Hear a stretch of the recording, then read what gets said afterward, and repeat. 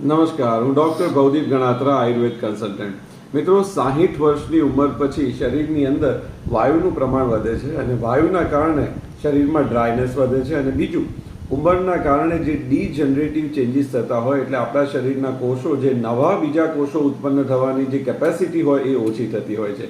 એનાથી બચવા માટે રૂટીન લાઈફસ્ટાઈલમાં સ્વસ્થ વ્યક્તિએ સ્વસ્થ રહેવા માટે શું કરવું એ વાત આયુર્વેદ તરફથી હું આજે તમને કહી રહ્યો છું। મિત્રો, ભોજનમાં નિયમિત રીતે 1 કપ દૂધ સવારે અને 1 કપ દૂધ સાંજે લેતા રહેવું જોઈએ। બીજું, જમવાની સાથે ભારતીય ગાયનું વલોણાનું ઘી રોટલીમાં, ભાતમાં, ખીચડીમાં નિયમિત લેતા રહેવું જોઈએ। એના કારણે ડ્રાયનેસ ઓછી થાય છે, આખા શરીરના ટિશ્યુમાં નવા પોષક તત્વો એબ્ઝોર્બ કરવાની કેપેસિટી વધે છે। ત્વચા ઉપર અને હાડકાં ઉપર અને નર્વસ સિસ્ટમ ઉપર જે ઉંમરની અસરના કારણે જે રોગો થતા હોય છે એને પાછા ઠેલવાનું એ બહુ જ સરળ બની જતું હોય છે। આ સાથે અમુક તત્વો એવા છે જે માત્ર ને માત્ર સિઝનલ ફળોમાંથી જ મળે છે, એટલે 60 વર્ષની ઉંમર પછી ફળો નિયમિત લેતા રહેવું જોઈએ। કેળા અને દાડમ અને જ્યારે ઋતુ આવે ત્યારે આમળાનું ફળ આ નિયમિત લેતા રહેવાથી શરીરના ઘણા બધા પોષક તત્વોની પૂર્તિ એનાથી થાય છે।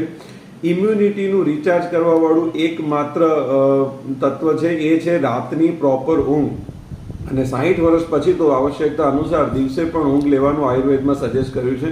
મિત્રો, આ બધી બાબતો એ આપને આપની ઉંમરને વધતી તો નહીં અટકાવે, પણ ઉંમરની સાથે જે નેગેટિવ ઇફેક્ટ્સ વહેલી આવતી હોય એવી એન્ટી એજિંગની પ્રોસેસ એ બહુ જ સારી રીતે કરી આપશે।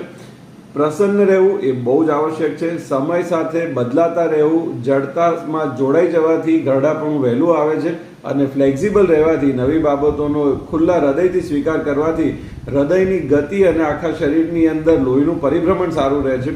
તો 60 વર્ષ પછીના તમામ સિનિયર સિટીઝન્સને હું આયુર્વેદિક શુભકામનાઓ આપું છું કે આપનું સ્વાસ્થ્ય હંમેશા સ્વસ્થ રહે।